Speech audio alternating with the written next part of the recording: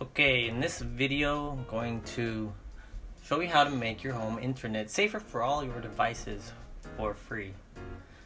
And I don't know any of you who wouldn't want safer internet, especially me in my household. My son had on his phone pop up saying the IRS needed $500 for him, and if he didn't pay, he was going to be in real trouble. Of course, this wasn't true, so I had to reset his phone. And if you ever have that happen to you, no, it's not the IRS. It's a virus. Don't worry about it.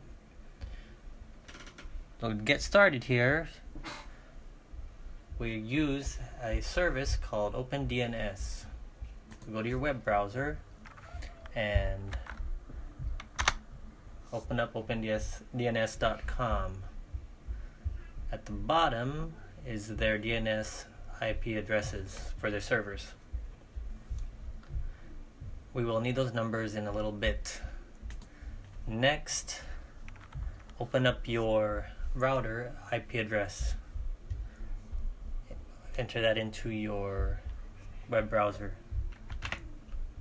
It's usually 192.168.0.1, and your username and password is on the side of your modem or router. And I'm going to do this for the C1100t modem, which is provided by CenturyLink. So if you have a different one, you will have to find out from that manufacturer how to do this. So click apply, go into the advanced setup, and the first thing you'll need to do is click on WAN settings here. Now when you come to the page, it will show that you can't see your DNS server addresses here. So you will see here in green is my current setup provided by the internet company. So look at that and select the one that matches that. So I will select PPOE. So here in the bottom, you'll click on static DNS and enter those IP addresses that we found on the OpenDNS website. Next thing to do is click apply. I'm not going to, since I've already have it set. And the DNS server addresses are in two places on here, which gave me a lot of issue because I changed it in one place and it wasn't working correctly, so you need to change it in both. Next thing to do is go to under LAN settings, DHCP settings, and see here they are again. Section 4, click on custom servers and enter those IP addresses again, and then click apply. Back in the broadband settings, the WAN settings, sorry, forgot to mention, if you have dynamic IP, which means your IP address changes, then in order to make this successful, you will need to set up a dynamic DNS client so that the information on OpenDNS will match your IP address of your router.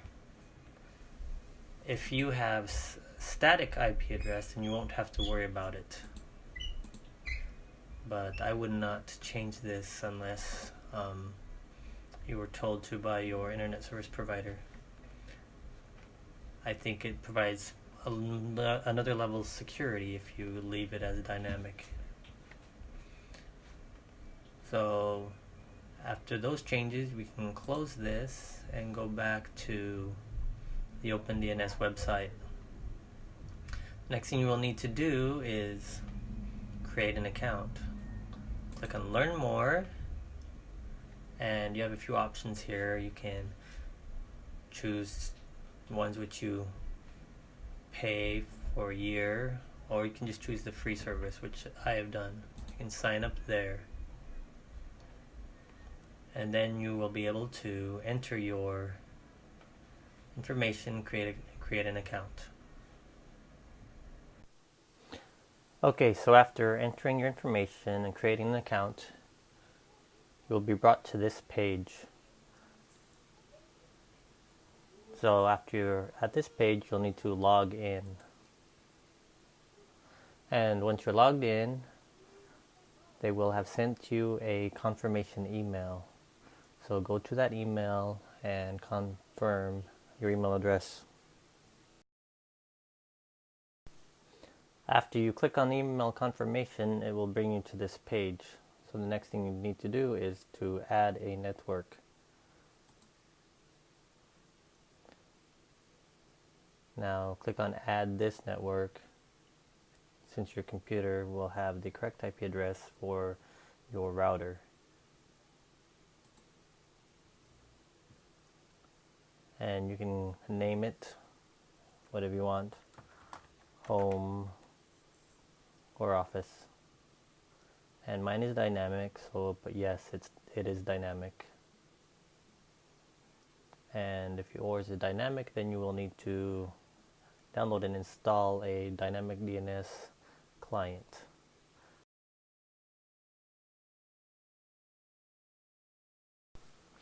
Okay, I'm going to show you how to install DD Client, which is the dynamic DNS updater for Linux for OpenDNS. It's not supported by them anymore, so I hope it works for me still. But this is how to install it, and I'm going to use the command interpreter to do it because it's easier than using the software manager. First thing to do is enter sudo apt-get install DD client. Enter the password.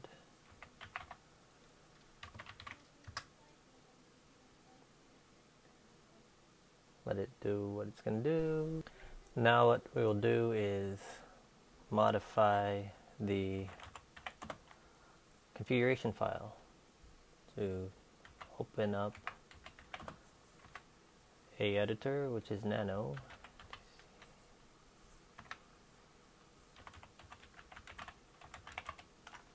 and type this in just like that.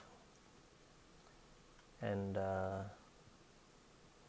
here it is. You will type it in like this. Match here. DYNDNS2 uses web. If equals myip.dnswomatic.com. SSL is yes. Server equal updates.opendns.com. Login is your email address. And password is your password for OpenDNS. And then you will save it. Using this editor, you press Control O, and then you press enter, and then you can exit.